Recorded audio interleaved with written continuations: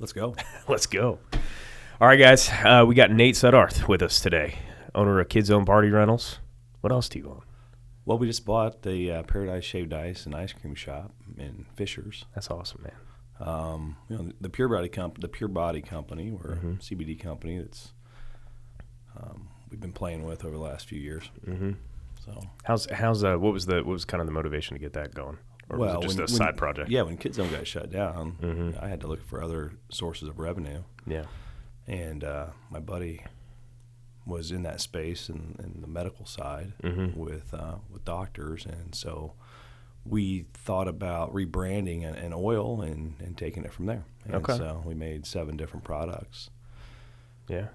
And it was fun. I Yeah. mean, from a business perspective, I mean, it certainly didn't do what we would want it to do because it's so competitive. But, in 2020, when we had 0 events with our event company, well, we had some, but we lost 76% of our income. Wow. I was just, first, I needed something to do. Mm-hmm. I couldn't sit there and cry and whine in my office all day, which I felt like I did a lot, and look for ways to keep a baby alive. Yeah. But I needed an outlet, like an entrepreneurial outlet, and this was a perfect thing for me. Yeah. From starting to brand it, to market it, to do labeling and meet with farmers and growers and just everything. It was such a cool process to see and launch it and set a Spotify account up and a web store. Oh, that's cool. Well, then KidZone comes back and we get so busy there that it was difficult to do both and send out small orders on Shopify. It really wasn't my passion. Right. I love doing events. Just and side hustle. Business is my passion. So it was a fun learning experience, and we still have a ton of inventory that we're getting rid of and giving it away, and eventually we hope to have this a brick and mortar store. But oh, cool. Really, I just think that, man, it was a wonderful learning experience. I mean, it was 2 years of college for me, basically. Yeah, I think that's a lot of times what business owners need to look at it as. It's like you invest into something. It may not always go according to plan, but what did you learn from it? What did you take away from it? It's not failure unless you don't learn from it, right? So it's not a traditional education, that's for sure. No, but it's school of hard knocks. You get a master's degree in business, and when Exactly. you learn to do stuff yourself and marketing, and you're taking the trash out, you're doing everything, maintenance. You wear all hats as an entrepreneur. It's pretty cool. I couldn't imagine doing it any different. Especially working for somebody now would be very difficult. We'll dive into that more because I've always thought about that. Like, what would that look like to go back to work for somebody? I've known people who left the company I was with prior and then came back, and I think about going back to even though I was still working for myself, it was still for a bigger machine that wasn't mine. And it's like I just don't. No, nobody's going to tell me what to do again when it comes to that. But well, let's dive in a little bit more. I want to kind of start at the top, and then we'll work our way back to KidZone here, because I'd love to hear more about how long it had been in business for too before COVID happened. But who is Nate Suddarth? Suddarth? No, Suddarth. Suddarth. Yeah. Okay, I pronounced it right the first time. Wanted to make sure. Suddarth. Okay, cool. I think the first thing that I like to be known as is a husband and a father. I'm a father of 4 and a husband of 1. So it's been successful. Good. I'm so proud of my kids and my wife. My wife's awesome. And, of course, having 4 kids from 21 all the way down to 14, we've had our hands full. But we've really loved being, a husband and a wife together of our 4 kids. Yeah. That's our biggest purpose and passion. And then I'm an entrepreneur. I just love business. I absolutely can't get enough of it, of whatever it is. It's what I love to talk about. I love to teach. I love to build. And that's what gets me up out of bed every day, is providing for my family in ways that I can be creative. And I'm creative with a business mind and watching things grow. I love watching something that's not even alive yet grow. And it's my biggest purpose. I think people forget about like they don't tie creativity and business together. But what I've learned myself, and I see in a lot of other people like yourself, is that's your creative outlet. Mm-hmm. You know, you get creative with business. Mm-hmm. So that's pretty cool. So how long have you and your wife been married for now? 21 years. Wow. Congrats, man. Yeah. So how many years in do you think it took to figure it out? Marriage? Mm-hmm. Oh man, I think maybe this week. Yeah, That's maybe funny. this week. She's like, I think we got this going in the right direction. It's like 21 years later, you just, maybe it's maybe to be next week, or it's just every day is getting better. You know, I mean, it's when you're having babies and you're newly married and you're now a partner with someone, and you try to not be as selfish, which took me years to stop being. Right there with you. And I mean, 10 years later, you're like, wow, we've been married 10 years. Where did that time go? You know, with our twins, you know, for 5 years, we had our heads down and we were just plowing away, you know, and trying to make things happen.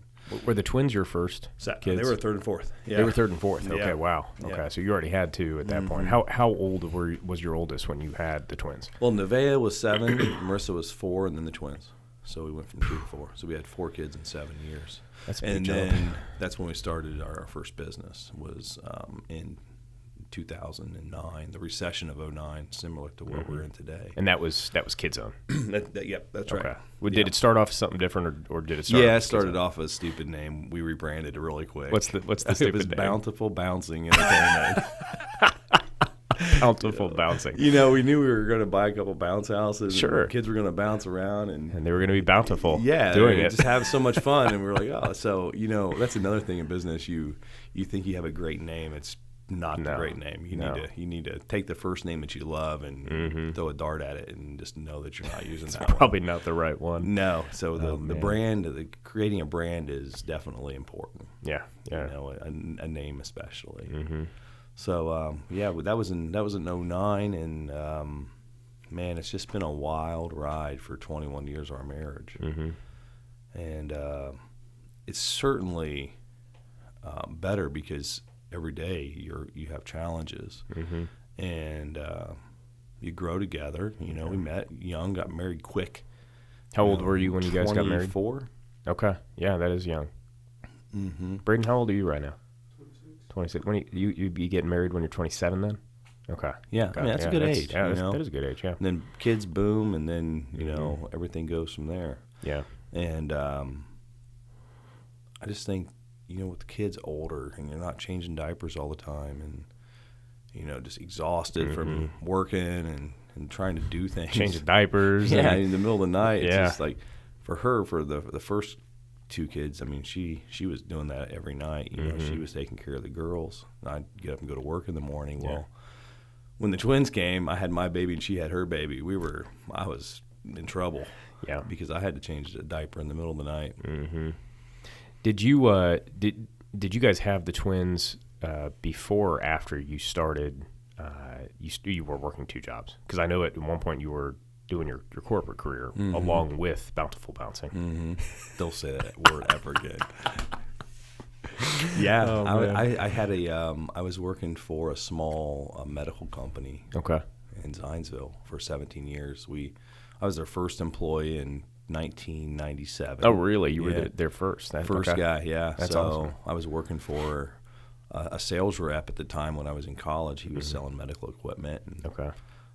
So you did go to school then? yeah. Okay. Yeah. We'll come back to that, but yeah, go ahead. So when I was in college, I worked for that company, and I was delivering like air mattresses. Okay. And I'd go to school, and then in 97, 98, he had the opportunity to buy the state of Indiana. And when I graduated, he brought me on as his first employee. So That's I awesome. saw that business grow. You know, I saw it start from $0, trying to figure out a name of the company, Yeah.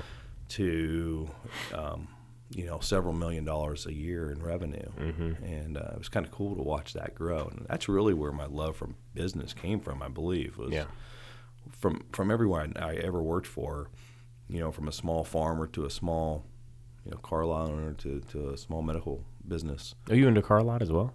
No, I worked for a small Oh, car okay. lot. Yeah, Got I it. just worked there Yeah. when I was in high school. I've always worked for a small business, and that's Mm-hmm. where my love for business came.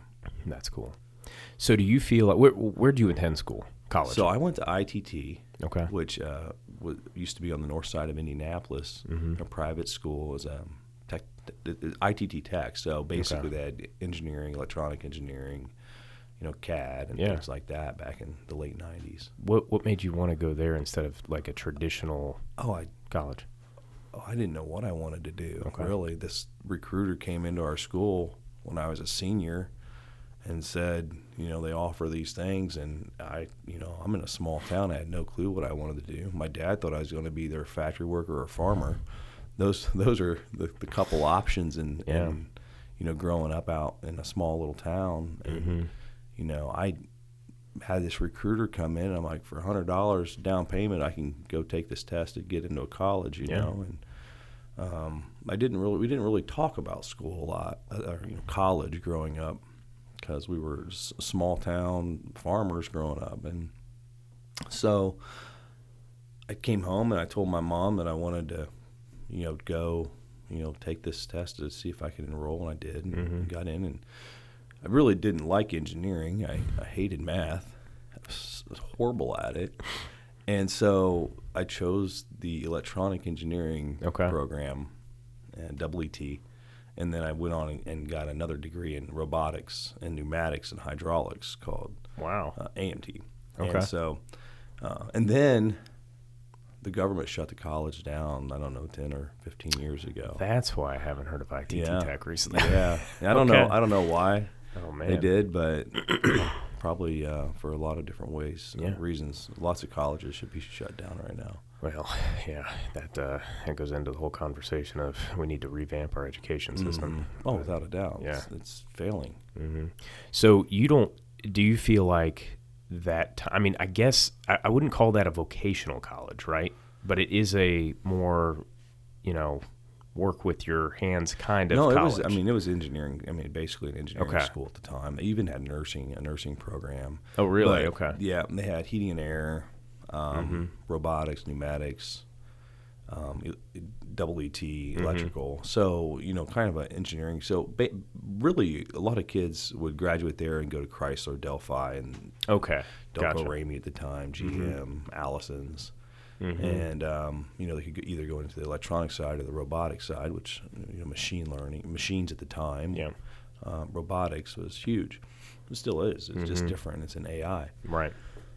But so guys went in automotive, most of them, and I hated that. I'm like, there's no way I'm going to sit at a bench and learn and try to learn how these robots work all day, right, and make them work. I wanted to go sell them. I wanted to go on the street and talk to people, not work behind a bench. And so I graduated. I don't know.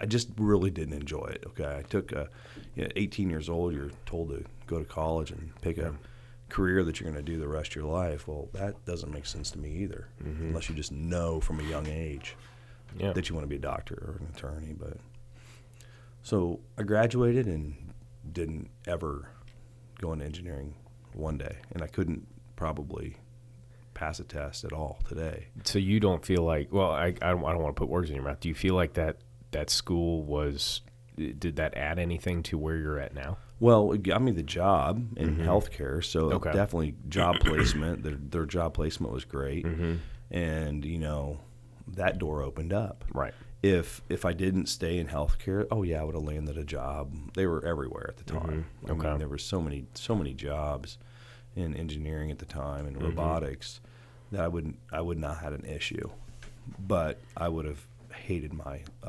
life. Yeah, wouldn't have enjoyed it. No, it'd been horrible.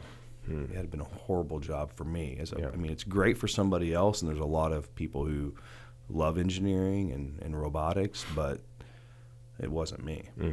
I wish I would have went, for business or, marketing or entrepreneurship, which, I think I could have learned a lot then, but I learned it on my own. Yeah. It's just taken me a little bit longer. Well, and I mean, I went to a vocational college and then didn't end up even finishing college, like real college when I went. And that, it's all part of your part of your path, right? Like those places I went definitely got me to where I am, or part of what got me to where I am. Does anything that I learned there apply to what I do now? Not really. But it's a part of your journey. Yeah. So yeah. So where did you grow up? Because I know you said small town. Yeah. So I grew up in Lynn, Indiana, just east of Pendleton a little bit. Lynn, Indiana. Okay. Right on Highway 27 and 36. Okay. There's not much there in Lynn. I mean, it's a small town, known for making caskets, and I think Jim Jones came through there. Known for making caskets. Yeah, there's a casket company there. Which casket company? Astral. Yeah. Oh, okay. Because I know there's Batesville caskets or something. Yeah, Batesville's down the way by Cincinnati. Yeah, it's more Shelbyville area. And so we sit in between Richmond and Winchester. Okay.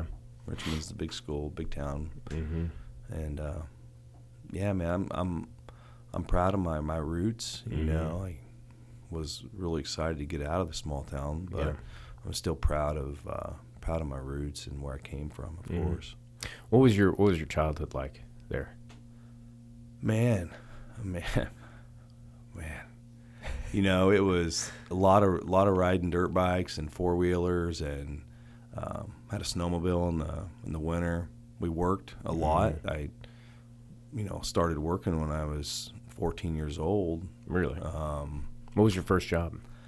Well, my first job was always baling hay for a local farmer, and then I ended up picking up rocks and doing some other things for other farmers, really just kind of any farmer who wanted an extra hand I'd work for. But I ended up working for Dwayne Sickles, who really taught me a lot about business. And he probably didn't even know that. But Dwayne and Marcia were my buddies' mom and dad, and they owned a awesome sheep farm, beautiful sheep farm. That's cool. They did hay. But he started a Christmas tree farm. He started one year, he just wanted to plant little sapling trees. And they grew. And then he would sell them. And I'm like, wow, that is pretty awesome. But they really weren't of age to be sold when I was still around. But I would trim those trees up. I'd go out into the fields, and I'd trim these trees up as they would get older. And then we'd plant more trees in some of his open fields. And he really grew it into an awesome business. I think he just... That's cool. His last year was his last year. But I watched Dwayne and Marcia do a lot of really cool things that always interest me in business. Yeah. And then one year, she's like, Nate, you're making so much money, we got to start taking taxes out now. And I'm like, what? Taxes? And so that's when I was really kind of taught about taxes and how taxes have to come out of my paycheck. And then I always watched them hustling and moving and shaking and doing some really cool things as a husband and a wife and entrepreneurs and farmers. And that was where I really learned how to work hard, was for the Sickles family, Dwayne and Marcia and some other farmers. And then in Lynn, there's a lot of ways to get in trouble. I mean, there was all kinds of trouble in that small town you could find yourself in or out in the country, and idle hands are devil's playground, and Isn't that the truth? and you could get in trouble pretty quick. So we found our ways to get in some trouble. Me and my buddies did, and at 18 years old, I got out of there and haven't been back since my mom moved away a few years ago. Really? She moved here. We got her here, so I don't have really a reason to go back home much anymore. But when I do, it definitely feels like home. Yeah. Do you have any friends that still live there? Yeah, absolutely. Really? Yeah. That's cool. Yeah. Got some really good friends still there. That's awesome. That's very good. Yeah, I've got a few old high school friends myself. It's a group of about 5 of us that somehow none of us fit together in any way, shape, or form, but we all, we grew up together, for those, those are very formative years. You create bonds there. It's amazing how many high school friends you don't have when you're, our age. Yeah. I only graduated with 56 kids anyway, so there's not a Wasn't lot a lot to choose from. Not a lot of people in town, but my close friends, we still chat and still talk, and you know, encourage each other when we can. Yeah. That's important. It is. But you just don't have the friendships. Mm-hmm. You build more friendships like this, right? Yeah. When you get older. People who are, because a lot of times your buddies that you grow up with at that age, everybody kind of heads in a different direction. You know, it makes it hard to stay close. But when you do, you know, it's like, you know, there was probably 8 of us that hung out every weekend in high school. We thought we were chasing girls and, you know, trying to get out into the world and just do fun things. And realistically, what that always turned into was playing Call of Duty back at one of our friends' houses. We definitely got into a lot of trouble and did shenanigans, you know, around Carmel and Westfield when they were building. Yeah. All those neighborhoods were being built up at that point. Oh man! Instead of cow tipping, we did Porto tipping. Oh, you guys saw this whole area just blow up. Yeah, it was. I mean, I remember one night, a friend of mine. I won't name their names. Hopefully, they're listening to this one, but I won't call them out here. But one of my friends, we were in his crappy Ford Taurus, you know, and they were both a little high on something called Spice back in the day, and I actually did not partake in that at that time. I did try it one time, but it wasn't for me. But this time in particular, you know, I was the sober one, but for some reason my friend was driving, and so we're driving around, coming up a road, and I'm not going to name roads either, because who knows if, you know, the cop gets a hold of this and then comes after me, you know, 20 years later or 15 years later. But we're driving up this road, coming around a curve, just left my neighborhood. My other buddy, he's like, I'm not taking any part of this, so he was driving home right behind us, and we got water balloons in the car. All right, we're just going to go chuck water balloons at cars. And one of my friends is in the back seat cracking up. You know, he's high as a kite. My other friend's in the front. He's like, all right, if I see a cop, I'll just tell you, pull your head, like, don't throw it, you know? And so we're coming around this curve, and the first car we see on this jaunt, I'm 2 minutes away from my house at this point, and the first car we see, cop, don't throw it. Oh, my gosh. I pull my hand in, my buddy just launches it. So my other friend luckily was behind us because it stopped him from turning around as quickly, and we hightail it. But at that point, we're at, you know, we're down in Indianapolis. We ran away up to 146th Street where there wasn't anything other than they had just built that you know, what do they call it, a parkway, you know, on 146th Street. Oh man, there's so many ways to get in trouble as a kid. Yeah. And that was one of those ways. You know, we did the same thing back home. I could go on and on about I'm sure stories out in the country with toilet paper in and throwing eggs at eggs at cars, and we did a lot of things that we shouldn't have done. Yeah. Like I could not imagine my kids doing today. What was the best prank or just shenanigan you ever did? Oh my gosh! Like if you could pick one story, what would that be? Well, I'm going to pick a story that I love more than any of my own. It's my dad and my uncle. They pulled the shenanigan on some of my friends. And so back home, you'd go buy a case of toilet paper in, you know, October from Aldi's or whatever, cheapest toilet paper you could get. And you would go toilet paper in your friend's house, or enemy's house. I mean, just... Or both. Yeah. Or both. You know, I don't know why we toilet papered our friend's house or like bashed mailboxes and things like that. But I lived in a woods, like a 10-acre woods, long driveway. Okay. Nobody could see us. Oh, that's awesome. And so there's a lot of trees for people to toilet paper. Yeah. Well, every year we would get it several times a year. And so my uncle and my dad, they're best friends and brothers, he came down from Fort Wayne on some night. And Dad's like, I think, you know, Nate's friends are probably going to come and toilet paper us tonight. Why don't we just go wait on them out the end of the driveway? So they took lawn chairs and black spray paint, and they went right across the road from my house, made a little clearing in the cornfield and put their chairs down, and they just waited.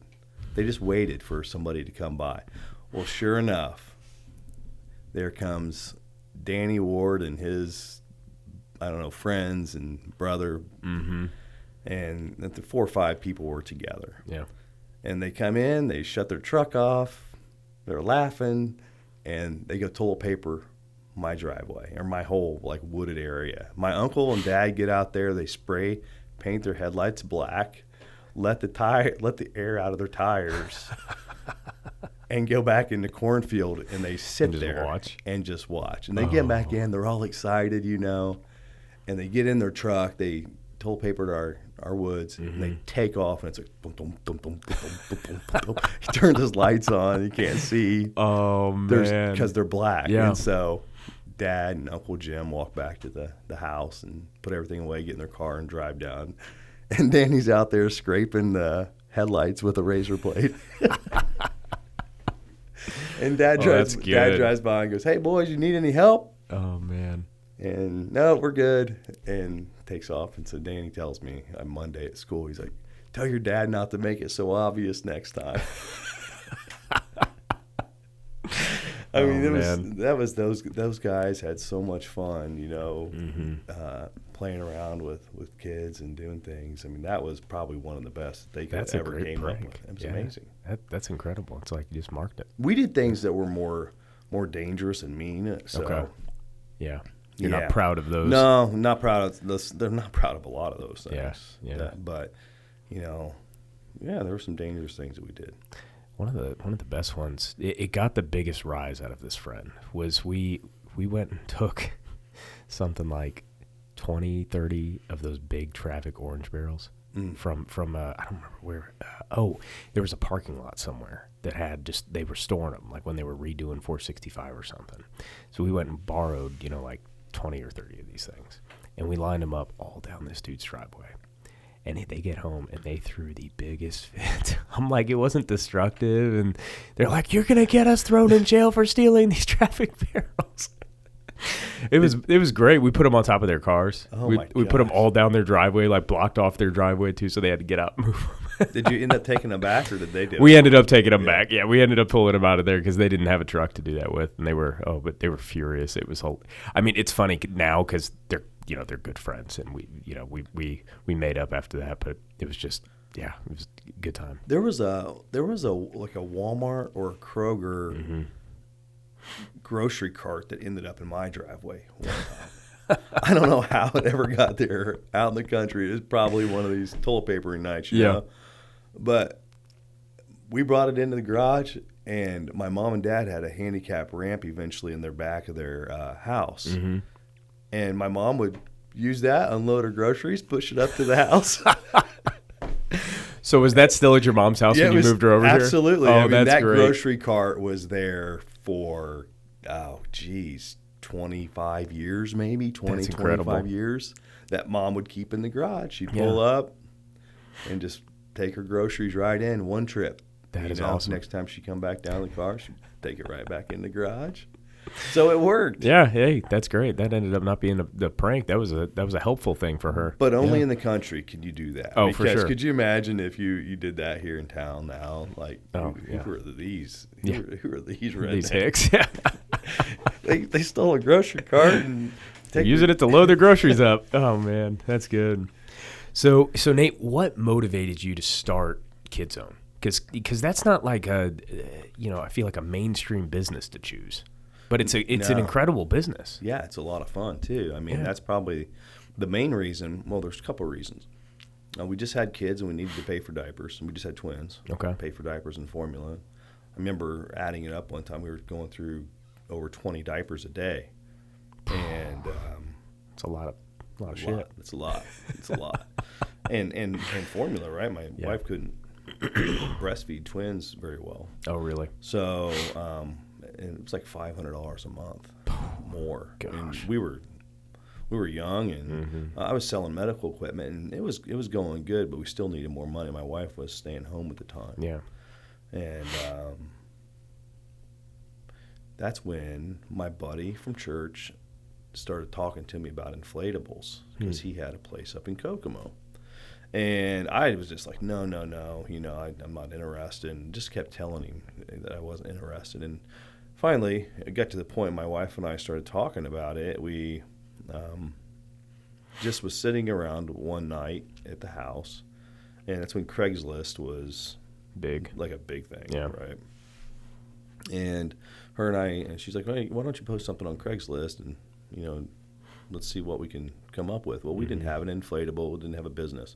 So we went to Craigslist. I posted, hey, something about doing inflatables at a pumpkin patch or a festival of some sort. And that same night, within like 2 or 3 hours, a guy hit me back. And he was down in Martinsville. He had a small farm, and he wanted to sell pumpkins. So within a couple of days, we had an agreement that we were going to bring inflatables to his pumpkin patch for the month of October. So I didn't even have a business. I didn't have an inflatable, had nothing. So that's the way to do it right there. So we got the business, and I thought maybe we could buy a couple. So my buddy Joe sells me this old slide that was dangerous, and now that what I know now, it was so unsafe, and no one should have been on it. Nobody should have ever been on this slide. It wouldn't hold air well. Seams were stretched. It didn't have tie downs. I mean, it could have blown away. And then I bought 2 new ones, and then I took my grandfather's 1991 S10 pickup truck with a broken steering column. And those are great trucks, though. Those S10s, man. It was amazing. I love that truck. And then I rented a U-Haul trailer. I bought the 2 new inflatables, took this old crappy one down to Martinsville and set it up and left it there for a month, all of them. So we took $5,000 credit card, a 1991 S10 pickup truck, and started a business. That's awesome. And that was 14 years ago. That's incredible. In a recession. And so we didn't make a dime at that pumpkin patch, by the way. It was like they were there for a month, and we got paid a little bit, but it wasn't. There was no profit there. Yeah. So we brought them back, and we had them in our garage all winter long, these few inflatables. And then we bought a couple more, bought some tables and chairs. And my dad's like, you're going to need a trailer. And so we got a trailer, and we got a little warehouse, and just kind of grew that way. That's awesome. And really just being kind of broke and needing additional money was where the business was birthed. And I think a lot of people birth businesses out of that. Yeah. You have the work ethic, you have a purpose and love entrepreneurship or business. And I loved all those, just didn't have money. Yeah. And I was kind of, I had a good job. That kind of kept me where I was comfortable, and I loved doing what I was doing and selling medical equipment. But for 5 years, I did both. I sold medical equipment and grew KidZone until it was a nice-sized business, and then I was able to do that full-time. That's awesome. And then that's when it really took off, and it blew up. And here we are today, 14 years later, with a nice, fun business that does all kinds of cool things. That's awesome. So it really didn't birth out of trying to escape corporate America or anything. No. It birthed out of, I need more income. Yeah. That's awesome. Absolutely. I wasn't working corporate America. I was a small business owner, with a small medical company. I mean, it's a corporate job, I guess. Sure. Look at it, but working for someone else who I adore and love, my buddy Mike, he owns that business. And, I always felt like when I was working for someone, I always felt like it was my business too. Yeah. And I try to teach my employees that, treat my business like it's yours. And it's hard for other people to do that. Most people don't get it. It's hard. It's like, because it isn't their business. Right. So why would they treat it like it's their business? But that's the difference between an entrepreneur's mind and just, right. and everybody else. And that's not, saying that their mindsets are bad. It's just, it's different, Well, and I can't expect them to run it like it's their business, because it's not. Yeah. And so my expectations have to be for me and not for them. And that's where I get in trouble sometimes, because I just expect everybody is an entrepreneur, and they're not. But, there's entrepreneurs, there's entrepreneurs, there's workers, there's entrepreneurs, and there's entrepreneurs. The entrepreneur is, someone who's an executive level, a CEO working for someone else, a VP, a president. They're great for working at a high level for someone else. An entrepreneur, they make really good money, and they do really well, and they make a lot of decisions, and they do get to be an entrepreneur a little bit. Yeah. Then, of course, you get your worker, your labor force, and then in entrepreneurs like me, it's being a worker and being an entrepreneur sound horrible to me. Yeah. Like, how could anybody You do want it that? to be you want it to be yours. That's right. Mm-hmm.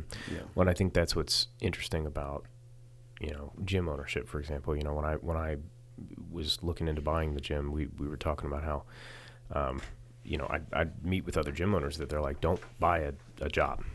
You're buying a business. And, we were very blessed to have our general manager fall into our laps, with Caitlin. And she runs it. Yeah. I mean, she is on top of it day in and day out, and it allows me to do what I'm good at and what I love, along with running, the other businesses we have too. And it's incredibly important to have people like that, because she takes ownership. And that, I guess, would be more of an entrepreneur, right? Mm-hmm. She takes ownership. She runs the business basically day to day, and I just handle kind of, the back end stuff. Whereas on the insurance side, I'm probably more still an entrepreneur, but kind of an entrepreneur too. We're looking at trying to expand that company, and that's my focus, is growing that and growing this. But yeah, you got to have all types to make it go around. Yeah, one source, multiple streams, Mm-hmm. right? You got to have multiple. As an entrepreneur, you're always looking for something. Mm-hmm. One source being God, and then he gives multiple flows of different businesses and cash flow. Mm-hmm. And as an entrepreneur, you figure those things out. Right. It's like a stock portfolio. Oh yeah. If you got five stocks and 3 of them are hitting and you're making money, you're good. Mm-hmm. Let the other 2, and that's kind of what I do with business. Mm-hmm. It's hard not to say no sometimes in business. Yeah. When you want another opportunity to create a wealth cyclone. But I think as entrepreneurs, we got to learn to say no more. Yeah. Well, you got to focus. You got to focus in on what you're doing, and wait until you build those to a certain point where they can be self-sustaining, Mm-hmm. and then you can start diversifying a little bit. And okay, I've got these 2 projects. They're running well. They're at a good point. Now I can, spread my attention a little bit and put it towards something else again. And guys that are really good entrepreneurs, they have really good people working for them they can have 10 companies because they have 10 executives that have a team, and they have, those are very, very important roles. Oh, yeah. They're so important, because without it, the business doesn't flow. Right. Well, and realistically, most of the time, those people are the smart ones. Mm-hmm. Like I'm not the smart one here. I know. It's amazing how many business owners and entrepreneurs are not the smartest guys in the room. They're just usually good people. Yeah. And they know how to bring people together, or they just have favor on them, that allows them to get the right people in. Yeah. The relationships, Mm-hmm. the work ethic, Mm-hmm. just the grit. Yeah. Most business owners have a little grit to them. Mm-hmm. They've been through things that make them gritty. Right. Yeah. But that's why the reward's great too. You go through that grit, and you do sink or swim. Yeah. And People don't understand what Mm-hmm. you're going through behind closed doors. Right. You and your wife, Mm-hmm. and the struggles that you have trying to just make things happen. It's like, the business owner is always the guy that's the rich guy. He's the one that's making all the money. Well, employees don't know what it took to get there necessarily. Right. Yeah. And employees get paid first. Mm-hmm. They're the ones No getting doubt. paid. Mm-hmm. And so in tough times, you still take care of your people. Yeah. And but when it's going good, you're gonna take care of yourself really good. Exactly. Because you've taken all the risk. Mm-hmm. Exactly. Yeah. So what's been your? Because I know you you enjoy getting to impact young lives through your business as well. Tell us a little bit about that. Yeah. So we love hiring. I mean, we have 40 staff right now. Mm-hmm. At KidZone, and then we have, I think, 10 or 14 at our ice cream shop, Paradise Shaved Oh, Ice. cool. So, we'll have 50 or 60 employees. Most of them are young. Yeah. We love working with young people. Absolutely love it. I love coaching young people in wrestling for a wrestling program. I've been doing that for a long time, and I love just mentoring young people to get up, go to work, save, invest, make money. Take some ownership. Yeah, exactly. Honest days work for an honest day's pay. Yeah. It's a great thing to teach young people. Mm-hmm. And I wish more people would do that for their kids. I love it when parents send their kids to us to work. Yeah. Bring them on, because not all of them do a great job, but they're trying, man. Yeah. Well, and sometimes that learning experience is, hey, man, we've tried to make this work, and we've tried to get you there.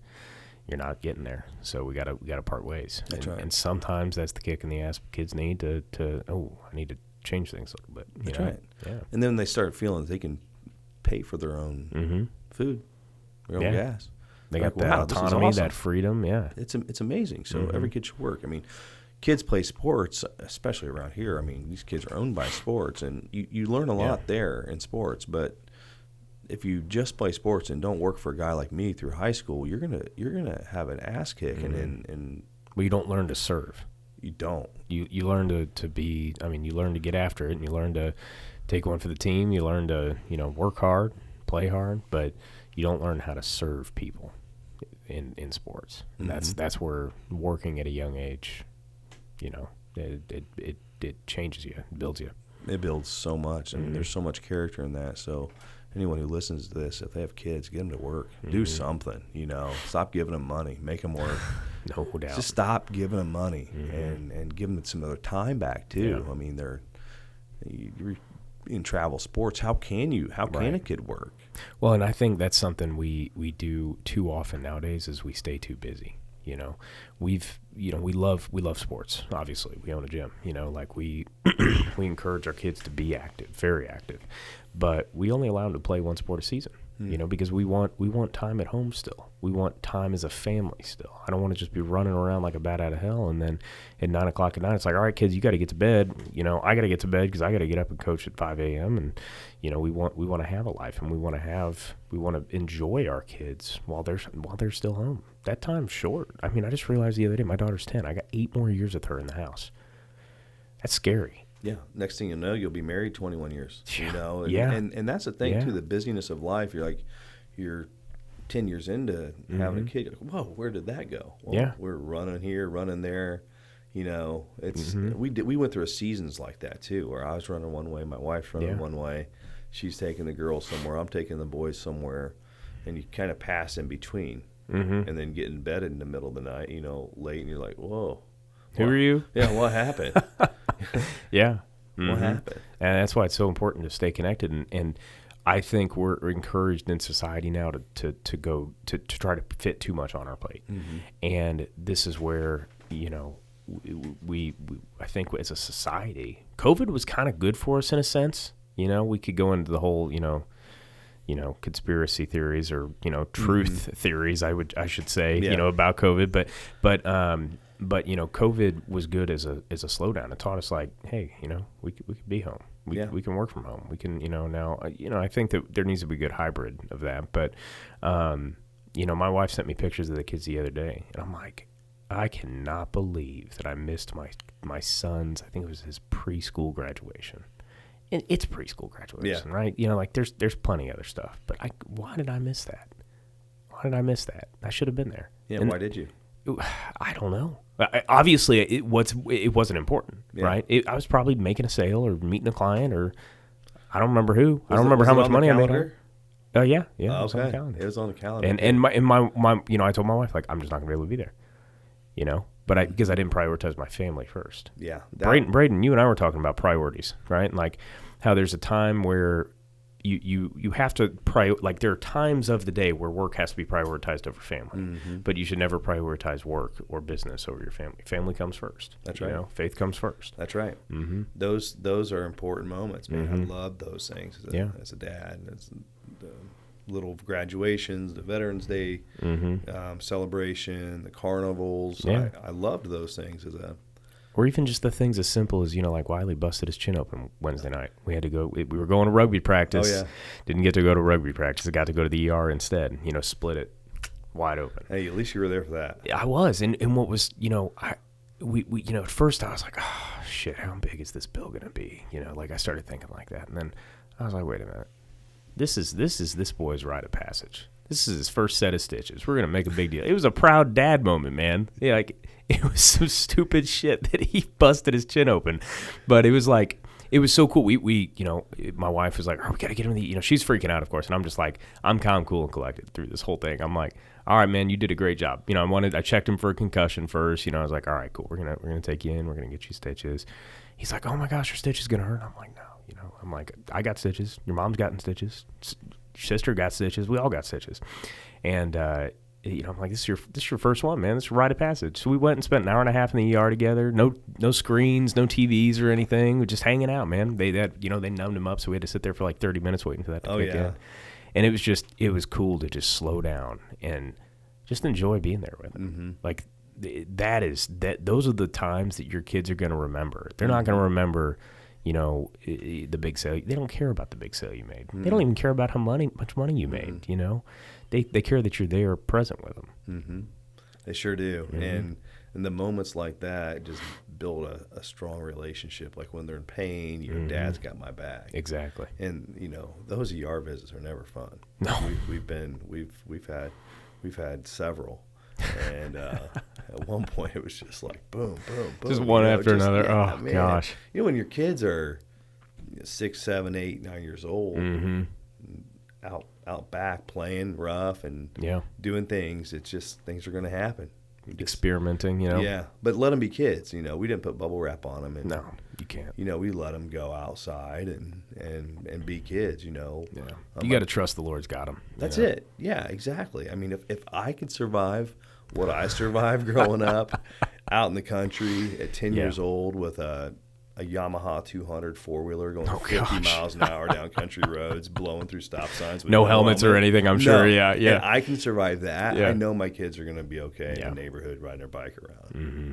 Exactly. Or walking up and down the sidewalk. Falling off the monkey bars. I mean, there's so many times growing up on a snowmobile or a dirt bike or just doing stupid things. Yeah. My kids aren't exposed to those kinds of things. Mm-hmm. So my wife and I were talking just the other night, and I'm going to have to ask someone that's my mom's age, like, would it be worse or more difficult raising a kid in the 90s, like me in high school through the 90s, born in the late 70s through the 80s and 90s, or was it more difficult today?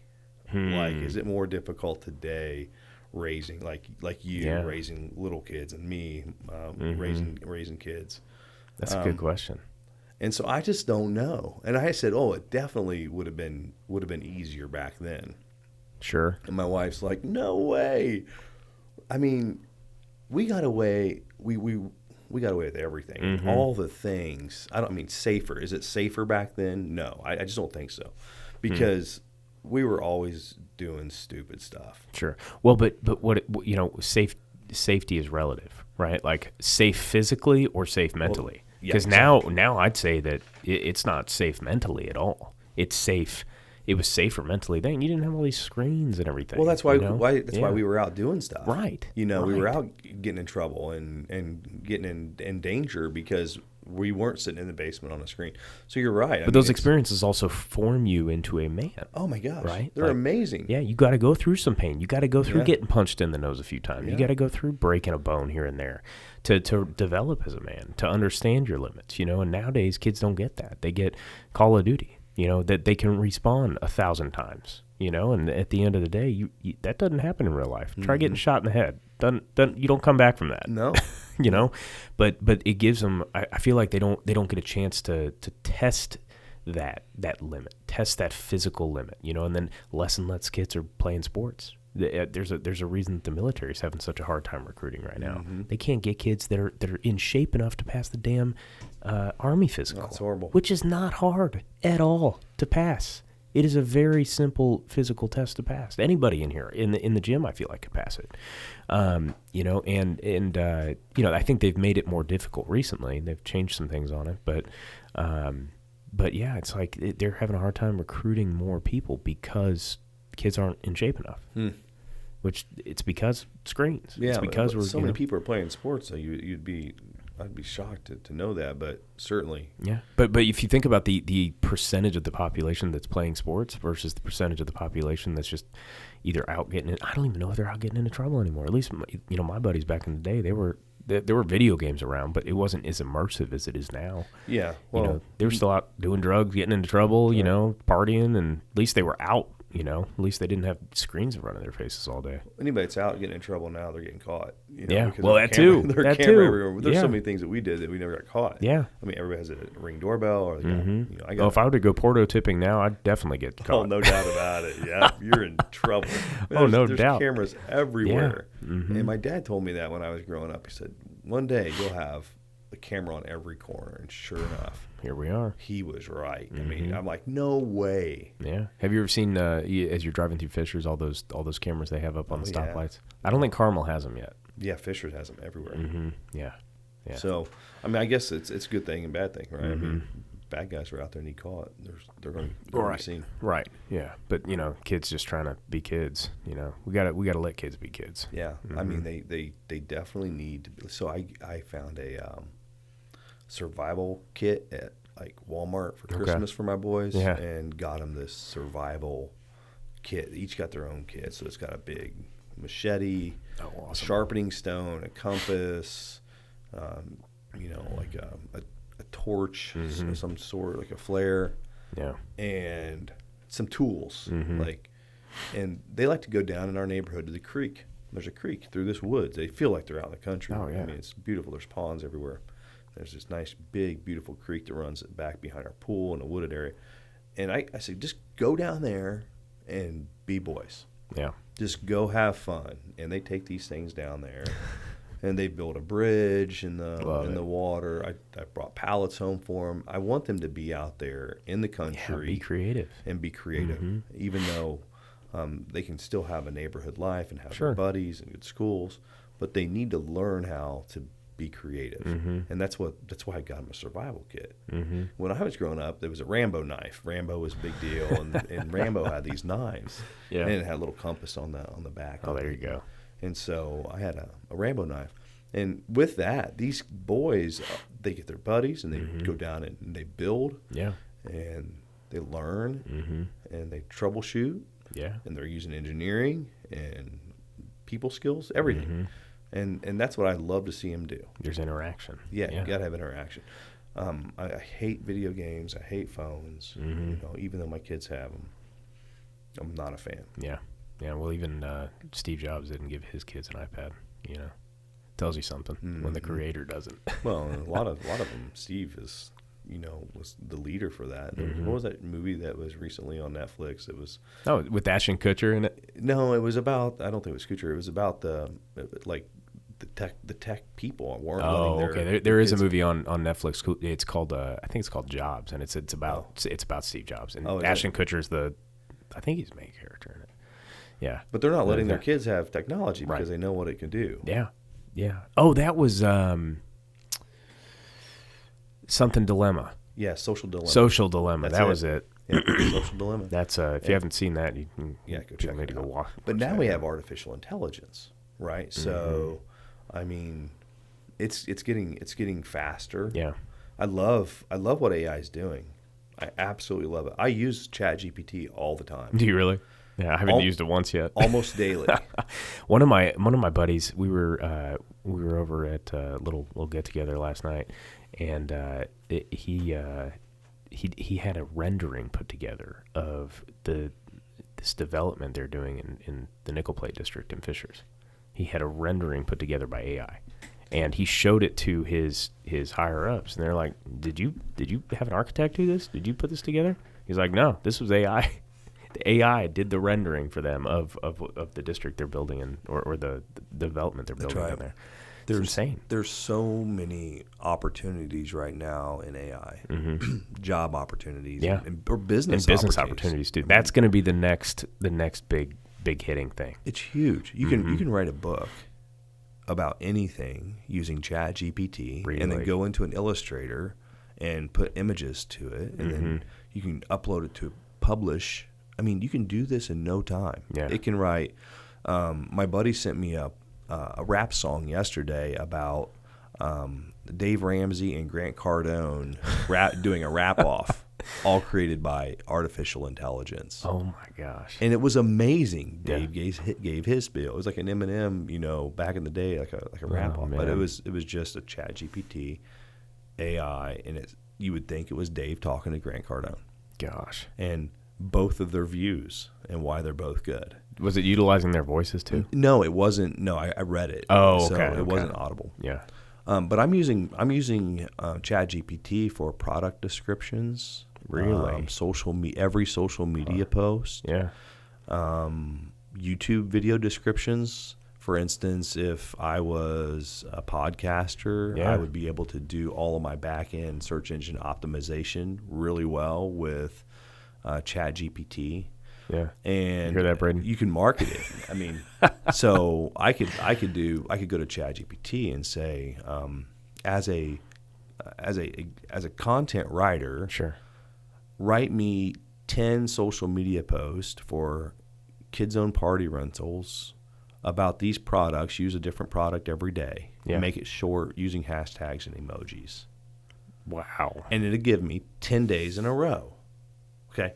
And then I can take the post, I could copy it, put it on Facebook or whatever media outlet I'm using, or all of them, put a picture to it, and then select the day for it to post and time, right, on Facebook. You can select your days.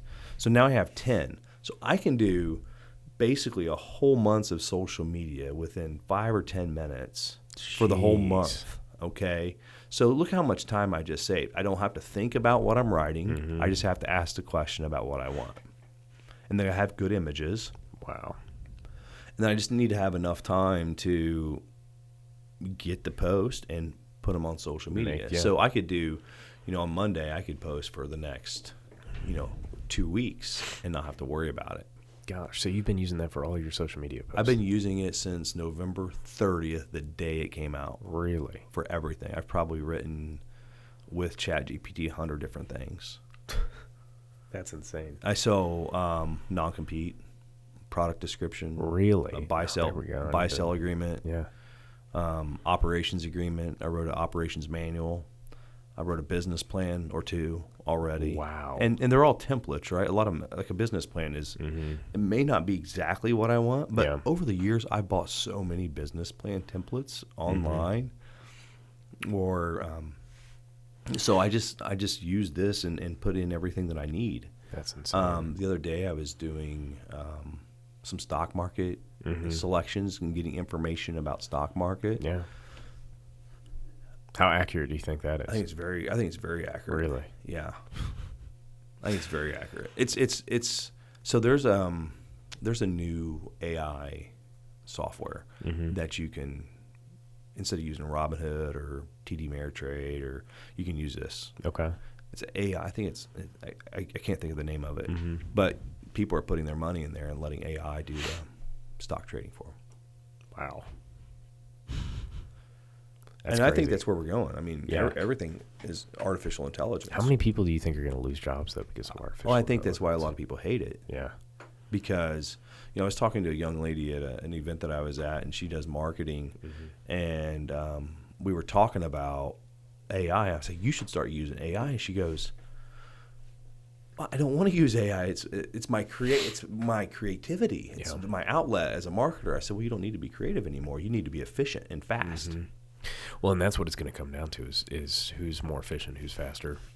So my son the other night was in bed. I'm like, what are you looking at, son? He's like, I'm looking at ways to make money using ChatGPT. Gosh. He's 14. So he's grown up in a business family. And he's looking for ways, like businesses, what he can do. Like he can write a marketing post for a company in every language. You can write it in English and then say, now write it in Spanish. Yeah. So if I have a client in Mexico, it could be in Spanish.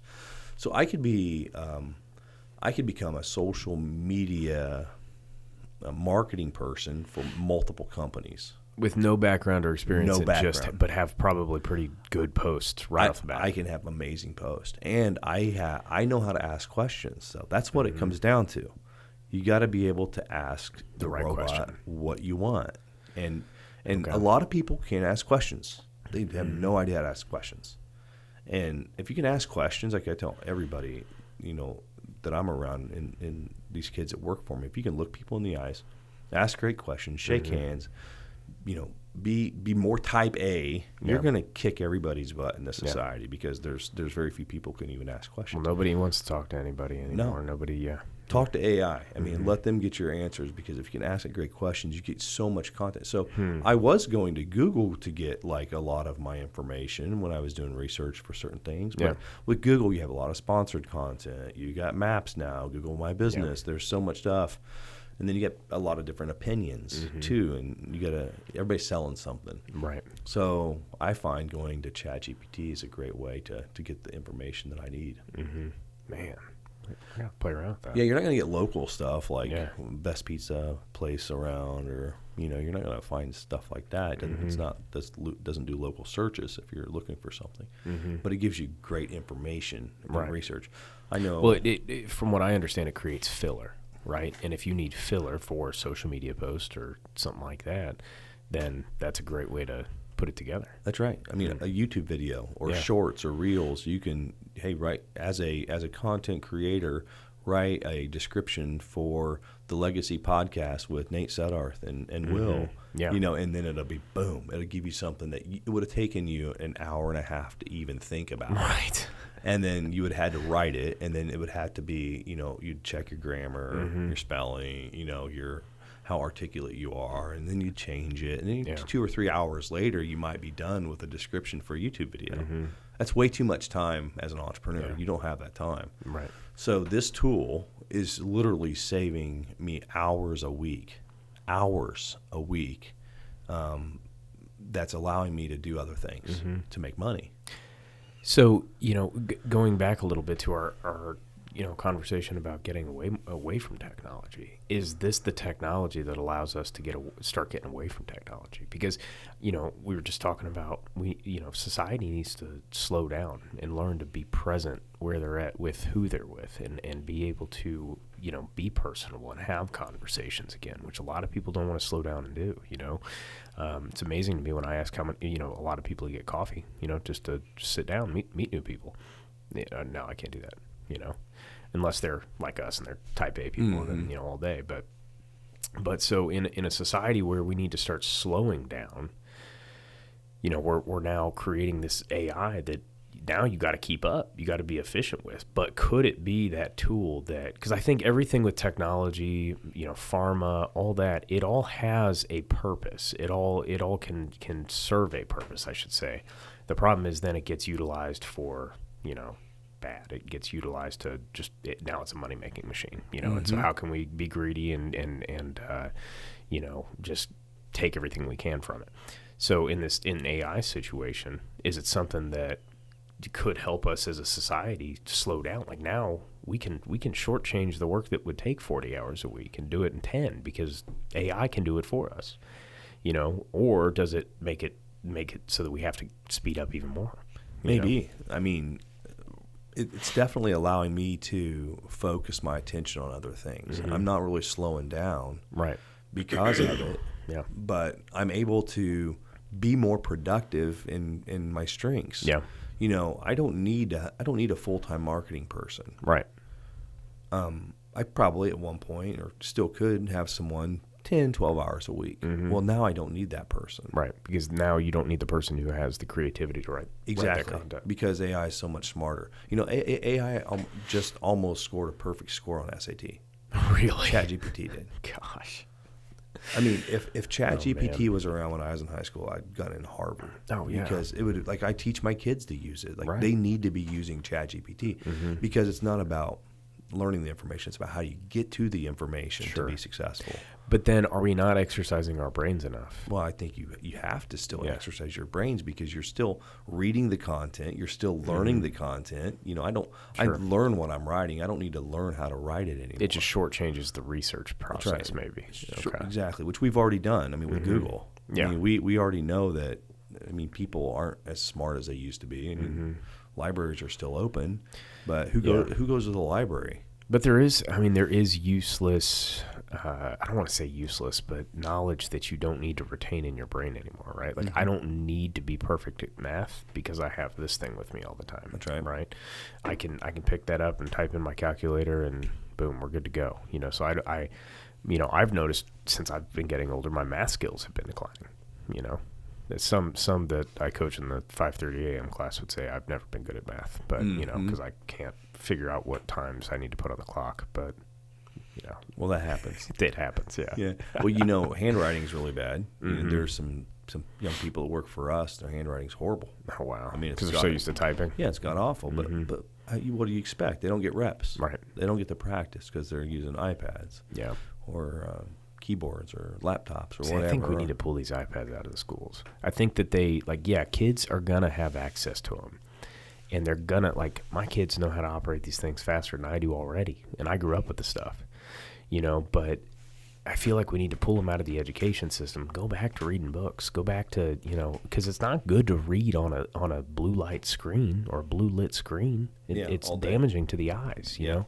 So, but it also, then they get distracted so easily. Lindsay, we had Lindsay Pattison on the podcast. She's a member here as well, and they're opening up a school called Legacy Christian Academy in New Hampshire this year, and she had read a paper or research on kids nowadays are on average in front of screens 8 hours a day, because this is sitting right here, right? Like your phone's in front of you. They have the iPads. There's always a TV on somewhere. And due to that, the attention span has decreased like 3 or 4 times what it used to be. And it's all because we just constantly have screens going on, and that's not a good thing. I mean, we wonder why people have anxiety and ADD and all that kind of stuff. And, I think that is a big part of it. Without a doubt. Because, did people in the 50s have ADD? I don't know. I think they did. Just wasn't diagnosed yet, No, I know several older guys that had to have had that. Yeah. Well, maybe, and you know what? There's Steve Weatherford. He was a punter kicker for the Patriots. Boo, Patriots. But he was talking about how that ADD has been a superpower for him. Oh, I bet. And his kids, he's like, I refuse to put them on medication because it's a superpower. You just got to learn how to control it. You got to be physically active because that calms your mind. And then you got to put it towards good. But I feel like most entrepreneurs I know have some form of ADD. Oh, without a doubt. There are times I can only have so much capacity in my brain. I've never been diagnosed with it. Sure. I'm pretty hyper focused when I want to be. When it's something you care about. Man, I am super hyper focused. Like my work day is, I know what's happening almost every 15 minutes. Like, boom, I'm dialed in. I'm OCD with that.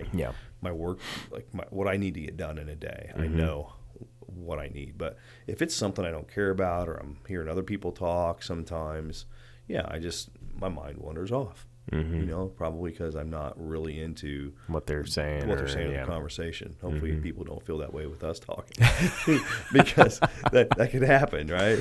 And click, they're gone. Yeah. But I think you're right. Entrepreneurs are movers and shakers. They're doing they constantly got to be doing something. Constantly got to be competing. Constantly got to be building, learning. Yeah. And so really, like with AI, I think it's taught me more faster. That's interesting. Yeah, it's taught me more faster. Do you feel like you're retaining that knowledge that you're learning from? I am so much. Yeah, so much. But usually, I usually use it as a tool to do something for me. So I don't really need to learn something. I have it do something for me. Yeah. And then I can edit it to what I need it to say exactly without putting all the thought into it. Right. I know what I want it to say. I know what I want to create, but I don't have the time to do it, and that's what it's doing. Yeah. Or, sometimes too, like I'm not creative when it comes to like putting content up, because I'm just very like straight to the point, and, I see some of these content posts that these, marketing people make, and it's like this super long page on Instagram or, something of like, whatever they're talking about. And I'm looking at it, I'm like, man, how long did it take them to come up with that? Some of these people, they come up with it pretty quick. And it's way too long for me to read. Yeah, but then it's like, where do you get the ideas for this stuff too, is the other thing. Like, where do you get the ideas for all this content? Me, I'm just like, I got too much going on Yeah. to think about it, or let alone to like sit there and take something I could say in 5 words and put it into 5 paragraphs. That's You know, I don't have time, nor do I really care to do that. So that's where I think that filler could be created. You don't have to pay somebody to do that anymore. That's right. I think content creators can now open up their book of business because they can do so. If they're smart, they can do so much more with AI than they've ever been able to do on their own time. Yeah. So now they can take on more clients, and they can be better. Yeah. They can be more efficient. Yeah. And they can be more profitable. So it could do a lot for entrepreneurship. It's going to do general. amazing things for entrepreneurship. Absolutely amazing things. There's going to be so many ways for people to start marketing companies right now, worldwide. What were some of the other jobs that it told your son would be good to make money? Well, he's just started the research. Okay. But it's not going to tell him how to make money. Right. Exactly, or what business to do, but he's trying to figure out like what questions he can have in ChatGPT that would build a business, like a marketing company, or how to. I think one might have been like a T-shirt company. How to launch it. It'll give you a business plan. Yeah, that's pretty cool. Full business plan. Okay, so if you need help with writing a business plan, and instead of spending a bunch of money to get someone online or a book to build it off of, a template, then it'll just write it for you, and then you can put in what you want. Yeah. So I could start a business plan development, a consulting company. Yeah, there you go. And I could do business plans for someone just off that. That's just one of many ideas. Yeah, that's crazy, man. So who's been most influential on your development? Man, so many people. My wife's the one that's probably pushed me the most. She's pushed me and stretched me the most because, she's been a stay-at-home mom, and I really want to provide for my family. Yeah. So I mean, that's and her influence on me is just amazing. My Uncle Jim, definitely. My dad was my biggest influence, but my Uncle Jim is another huge influence. But really, outside of just being a good person, Tony Dungy played a role when I was with him with All Pro Dad, doing some ministry stuff. Oh, that's cool. Through that leadership. Yeah. But then there's several business people that I love to follow and learn from, and I can just learn through a mastermind with Chris Crone, a mastermind group. I can learn so much entrepreneurship there and business. They're really stretching me right now to become more aware of the opportunities. There's so many opportunities right now, and I think about this because in 2009 we were in a recession. Yeah. And we started a business. We were broke with $5,000 credit card and a 1991 S10 pickup. And there's so many people in that situation today. Inflation's at the highest it's been.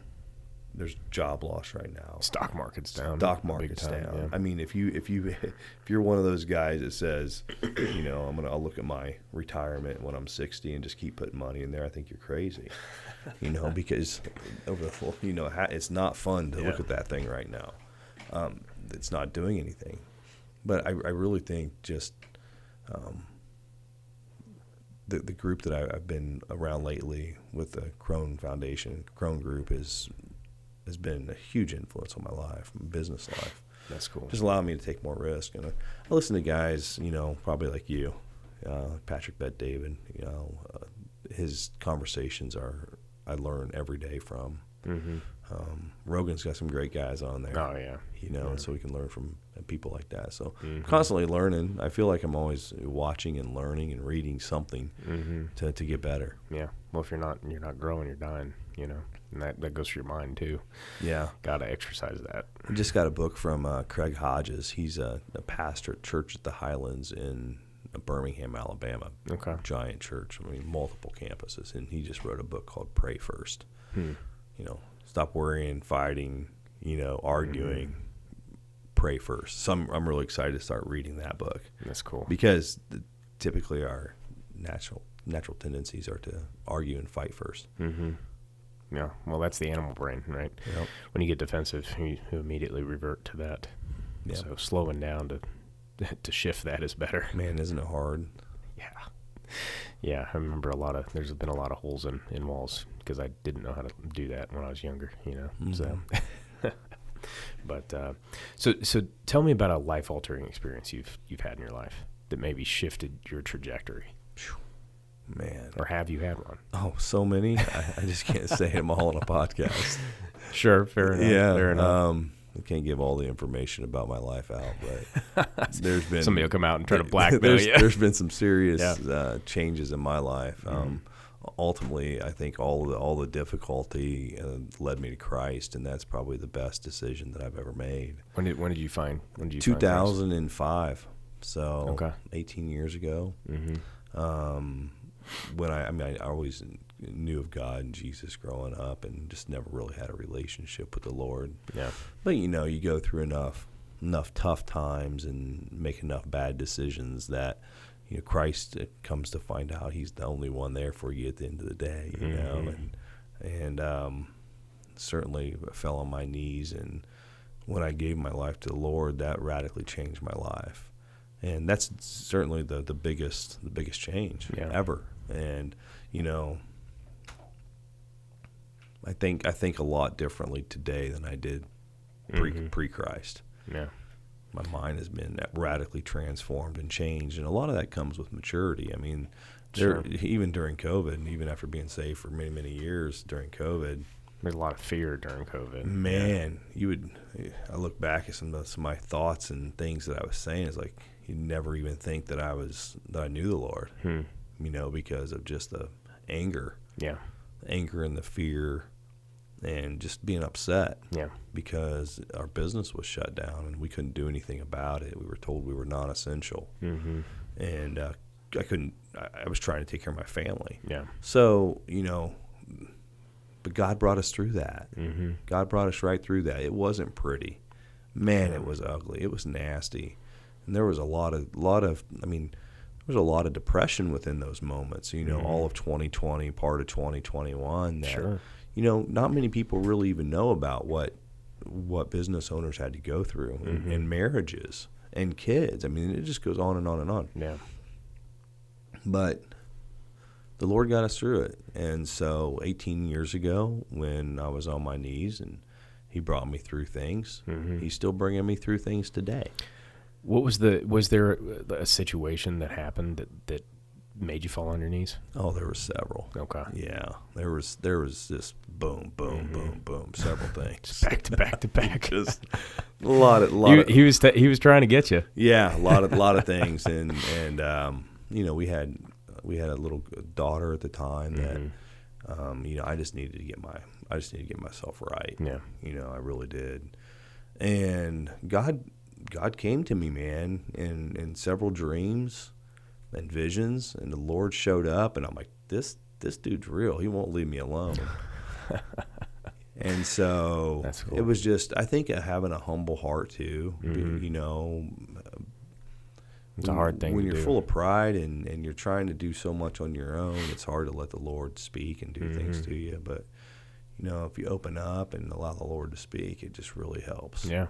And you can grow. Yeah. But yeah, man, there was so much stuff that was going on at the time, over 20 years ago, that I'm just grateful God saved me. Yeah. I'm grateful God saved me from that. I mean, I had a lot of friends that, they died. I had a couple friends overdose. Really? In that time? Yeah. I mean, I was hanging out with some pretty awesome people, but we just got caught up in some stupid stuff. Yeah. Doing some dumb things. And it all stemmed from, we were all a bunch of meatheads at Gold's Gym.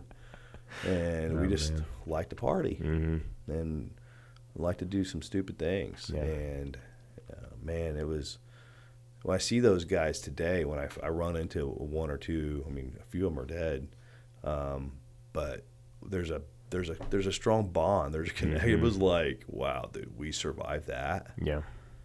How is that possible?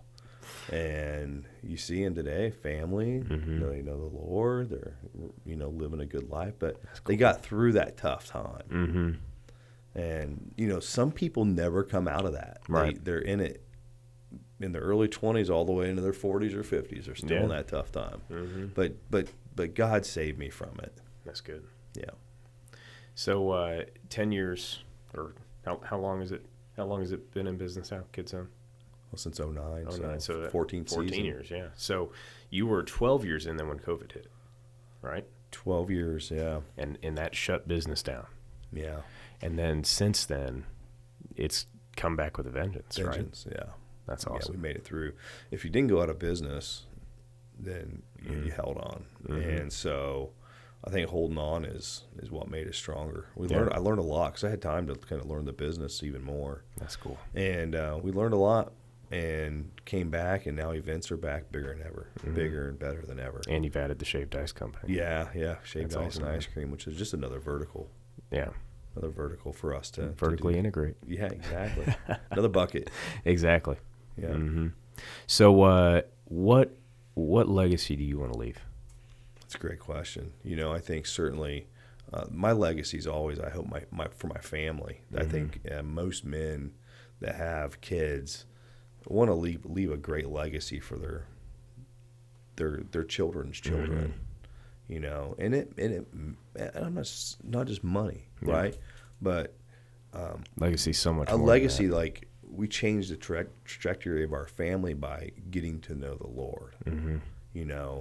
So it's just bad things that could have happened to our children are no longer even in the mix because of Christ and Christ alone.